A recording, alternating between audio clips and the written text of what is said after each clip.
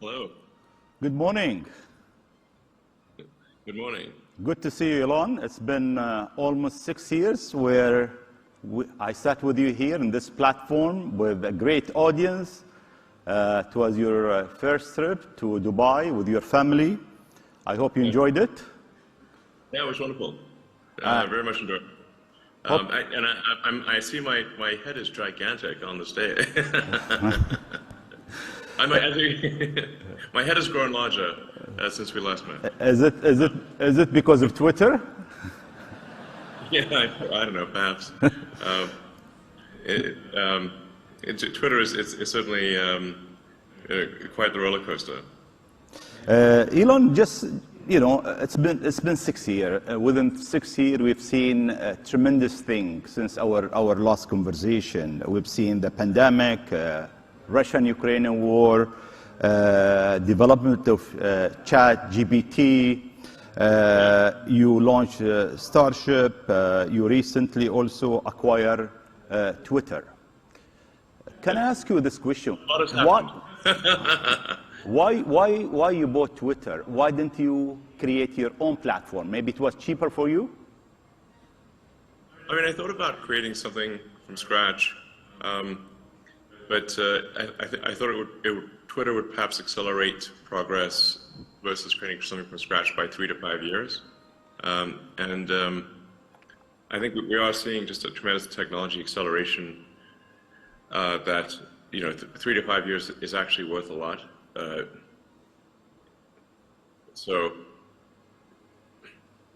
I mean, to be frank, I was a little worried about the direction that and the effect of social media on the world, and especially Twitter. And I thought it was very important for there to be a maximally trusted sort of digital public square where people, within countries and internationally could communicate with the least amount of censorship allowed by law. Obviously, that varies a lot by jurisdiction, but I think in general, social media companies should adhere to the laws of countries and not try to put a thumb on the scale beyond the laws of countries. I think this is something that is probably agreeable to the legislators and the people of most countries. So I think that's the general idea, is just to reflect the values of the people, as opposed to imposing the values of essentially San Francisco and Berkeley, which are somewhat of a niche ideology as compared to the rest of the world.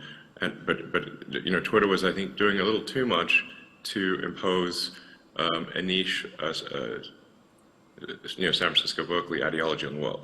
I thought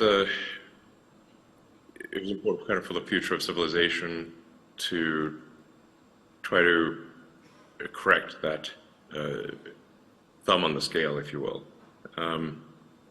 and just have Twitter more accurately reflect, like I said, the values of the people of Earth.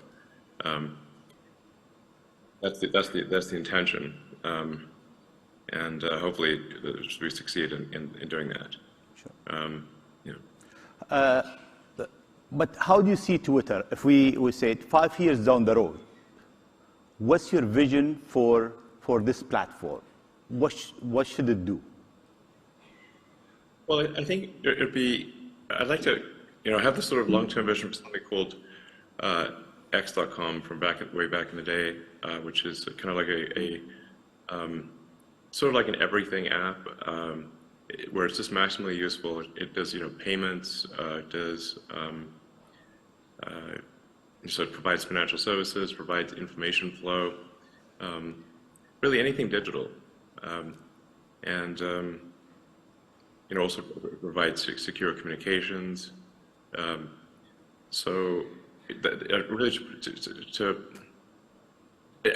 I think be as useful as possible, as entertaining as possible, and also to be like a source of truth. Like if you want to find out what's going on and what's really going on, then you should be able to go on X, the X app, and find out.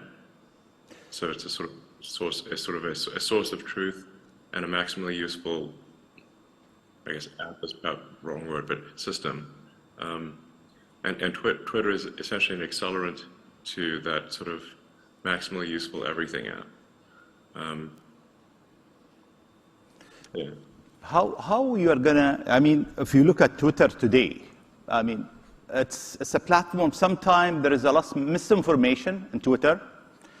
Sometimes I don't feel comfortable even because there is some way there is this negative between nation, between people, between a different ethnic group. There is this hate thing. How you are going to fix this issue where you are on a mission for humanity to get them together? Yeah, I think there's something that we're putting a lot of effort into called community notes. It's currently just in English, but we will be expanding it to all languages. That is, I think, quite a good way to assess the truth of things, where it's the community itself, basically the people of Earth who are basically, not exactly voting, but competing to provide the most accurate information. So it's sort of a competition for truth. And I think it's a very powerful concept to have a competition for truth. And because you can also say, like, what is true? It's because what may be true to some may not be viewed as true to others, but you want to have the closest approximation of that. So I think the community notes thing is very powerful. I think trying to have as many organizations and people and institutions verified as being legitimately those people and organizations is important. And to have the organizational affiliation clearly identified, so that if you want to find out if somebody's actually, if an account is actually, say, from a member of parliament or a journalist, or let's say if a Twitter handle is actually belongs to, say, Disney Corporation or something like that, you can go on Twitter and it's sort of an identity layer of the internet, and you can confirm that is in fact the case. And I think once you've got these sort of interlocking sort of identities, it's actually very hard to be deceptive in that case, because and it's also, you have a reputation to protect at that point. So I think then people are far more likely to be measured in their response, and be more reasonable, since they have reputational value at that point. So these are some of the ideas that I have, and I'm not saying that for sure it will succeed or that it's going to be perfect, but I am confident that it will, over time, head into a good direction. And I think the evidence for that will be, do people find it useful? As we're measuring sort of the total user minutes, but not just user minutes, unregretted user minutes is, I think, the key figure of merit. Because while, for example, TikTok has a very high usage, I often hear people say, well, I spent 2 hours on TikTok, but I regret those 2 hours. I'm not trying to knock TikTok, but it's just, we don't want that to be the case with Twitter. We want to say, like, okay, you spent half an hour on Twitter, but you found it to be useful and entertaining and a good thing in your life. And ultimately be a force for good for civilization. That's the aspiration. Thank you. Elon, we have over 150 government within the World Government Summit, global leaders. They have 8 billion customers, their citizens. How government can use Twitter better to serve its citizens? Yeah, well, I think generally I would recommend really communicating a lot on Twitter, and I think it's good for people to speak in their voice as opposed to how they think they should speak.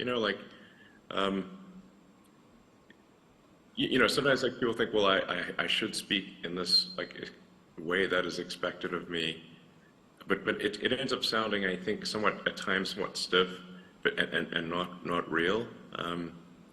You know, like if you read a press release from a corporation, it just sounds like propaganda. So I would like encourage CEOs and of companies and you know, legislators and you know, ministers and so forth to speak authentically and to, you know, if there's a, say, a particular policy, to explain it, and I think there's, you know, sometimes a concern about criticism, but I think at the end of the day, you know, having some criticism is fine. You know, it's really not that bad. I mean, I'm constantly attacked on Twitter, frankly, and I don't mind.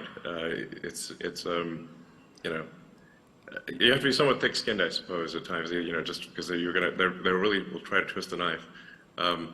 But I think just like I said, just as a forum for communication, it's great, and I would just encourage more communication, and like I said, to sort of speak in an authentic voice. Like sometimes people will have someone else be their sort of Twitter manager or something like that, and I think people should just do their own tweets. You know, it sounds. And like sometimes you make a mistake or something, it's fine. But I think just doing your own tweets, just like you would do your own, you know, you would give a talk here, or you would, you know, have a meeting at a summit or something. I think that's the way to do it, is to actually do the tweets yourself, and convey the message that you want directly. Yeah, so, but you know, I mean, one thing I should say, and I know this is called the World Government Summit, but I think we should be maybe a little bit concerned about actually becoming too much of a single world government. If I may say, that we want to avoid creating a civilizational risk by having, frankly, this may sound a little odd, too much cooperation between governments. You know, if you look at, say, at history and the rise and fall of civilizations, that really all throughout history, civilizations have risen and fallen, but it hasn't meant the doom of humanity as a whole, because there've been all these separate civilizations that were separated by great distances. And so, you know, say like while Rome was falling, Islam was rising, and so you had like you know, the sort of caliphate doing incredibly well while Rome was doing terribly. And that actually ended up being a source of preservation of knowledge and many scientific advancements. And so, so I think we want to be a little bit cautious about being too much of a single civilization, because if we are too much of a single civilization, then if the whole thing may collapse. I'm obviously not suggesting war or anything like that, but I think we want to be a little bit wary of actually cooperating too much. It sounds a little odd, but we want to have some amount of civilizational diversity, such that if something does go wrong with some part of civilization, that the whole thing doesn't collapse, and you know, humanity keeps moving forward. Thank you. You see, I hear you. I agree and disagree with you at a certain point, and I think, you know, today people, they don't fight with sword anymore. I mean, they have nuclear weapons. So if there is this conflict, the whole civilization will be gone. The whole human civilization will be gone. And what we are trying to do here at the Emirates actually is to do exactly what you are saying. We have 180 nationality. You have every single race, every single religion, and we're trying to create a model that show the world that it doesn't matter who you are, what your color, what's your religion, where you're from, humanity can live in peace and harmony. Yeah, I mean, that would be great. My last question, I'll go to Twitter again, then we'll move out of Twitter if you allowed us. I mean, you've been running Twitter as the chairman, as the owner, as the CEO, and that's take a lot of time. Did you identify a CEO and when you are going to hire him?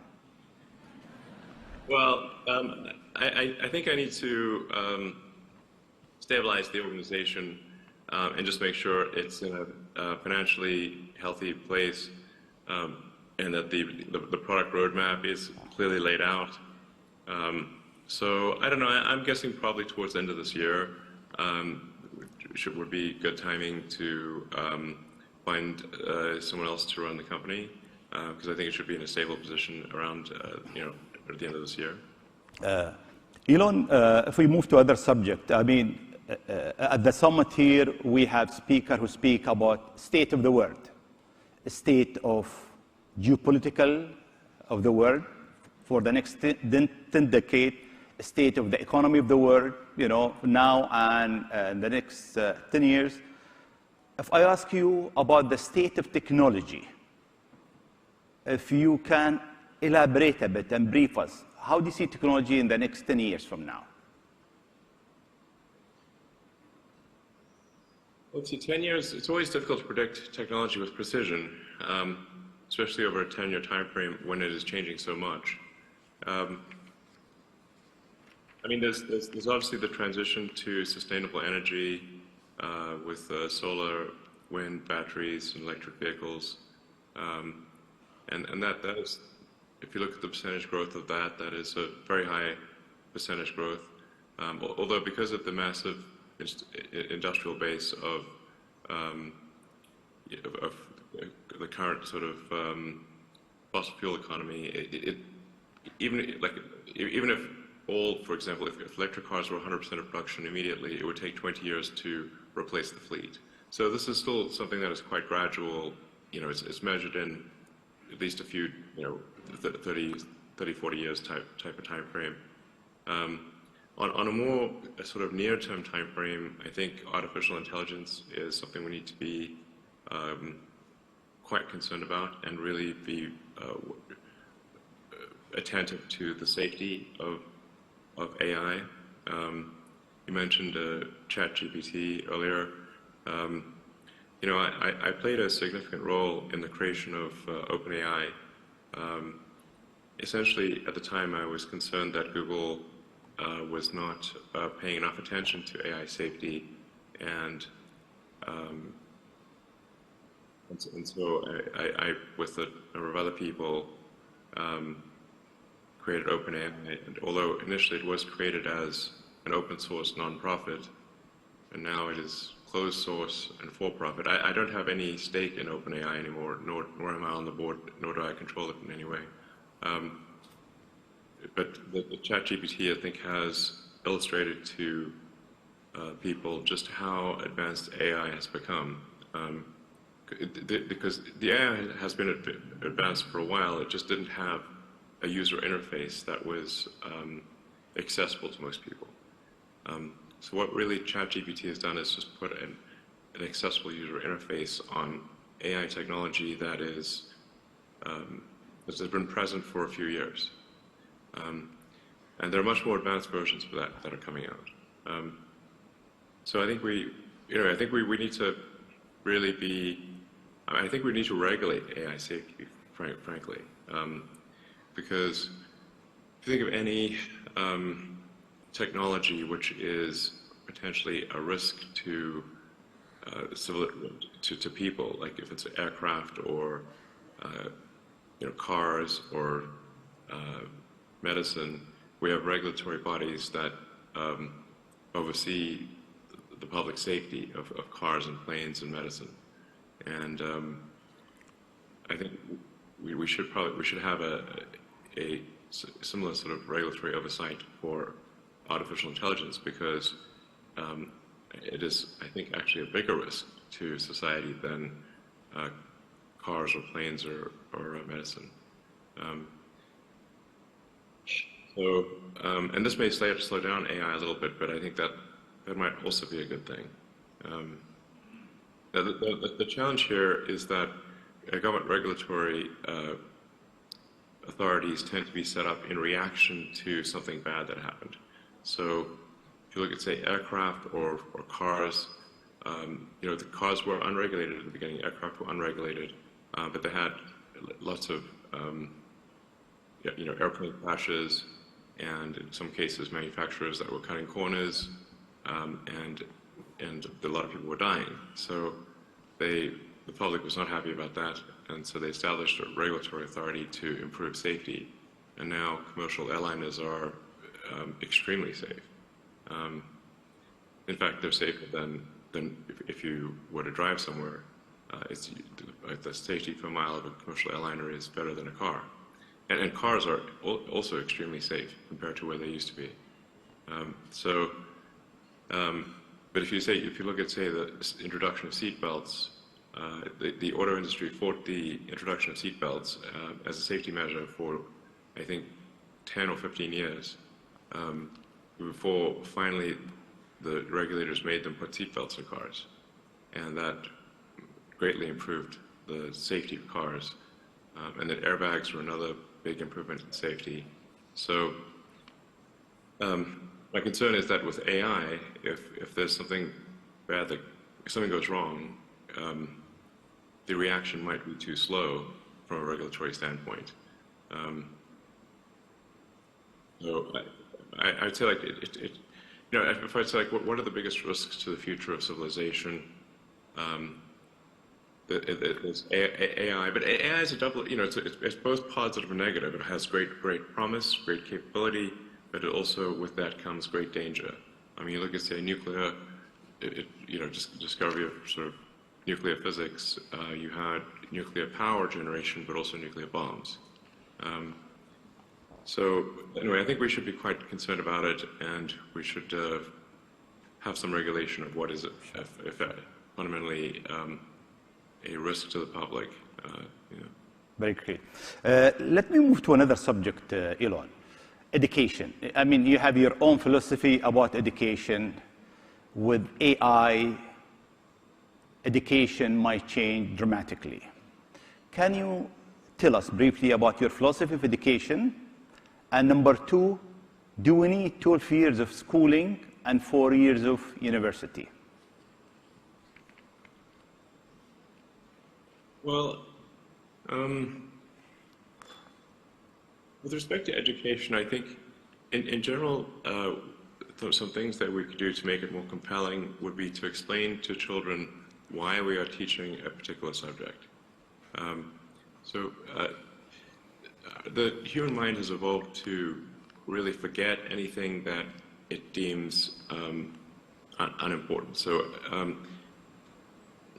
in fact, human memory is really quite bad relative to, say, the memory of your phone. Your phone can remember the entire contents of an encyclopedia down to the last letter and pixel. But human memory is terrible by comparison. So the mind is constantly trying to forget things, actually. So if you explain the why a subject is being taught, that will then establish relevance, and it's much more likely to result in motivation for kids. And then also, if you teach knowledge, especially in the sciences, as solutions to a problem, it's much more effective. So, like, let's say you're trying to understand an internal combustion engine. Well, it's actually better to sort of take that apart and then say, okay, well, what tools do we need to use to take it apart? We need a wrench and screwdriver and various other things to take it apart. Well, then you understand that the reason for the tools. And so, like, for mathematics are like tools in physics and engineering.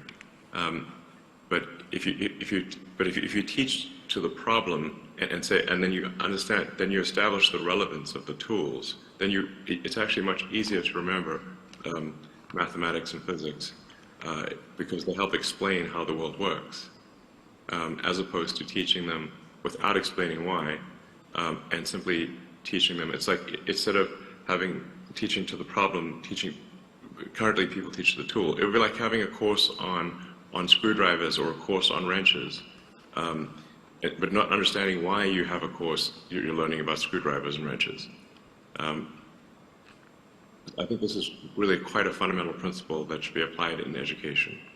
And I think sometimes we do teach classes that children do not find useful, and where the answer to the why is actually not going to be a very good answer.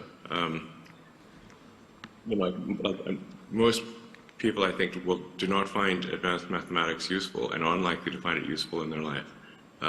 Or the elements that they do find useful can be taught very quickly as general principles.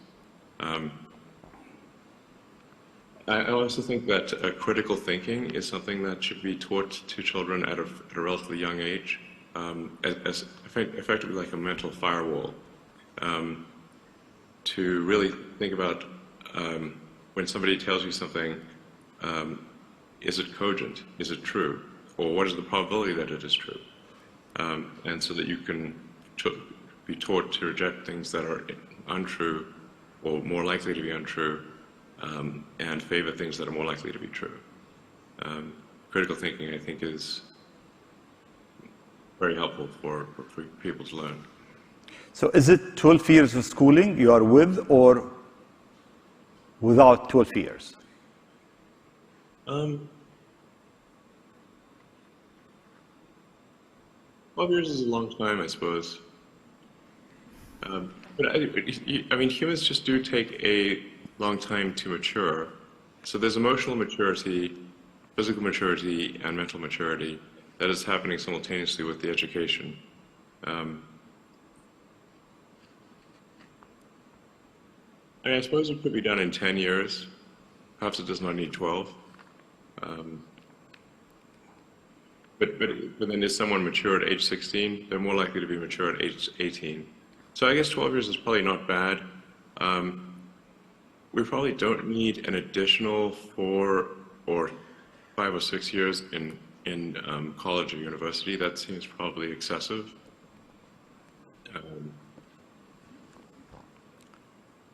I think we would probably shave a few years off and be fine. Right. Okay. Kids will love it, by the way. Yeah. But social media. But we spend so many hours on social media. I mean, the average sometime in certain country, 3-4 hours on social media. And sometimes when we go to our kids, we see them spending also long hours. Part of it's knowledge. Do you have any rule for your kids? I mean, how much they can spend on social media? I've generally not tried to restrict social media for my kids, although that might have been a mistake. Depending on which kid it is, they've really been programmed by Reddit and YouTube, I'd say, more than anything else, Reddit and YouTube. I think probably I would limit social media a bit more than I have in the past.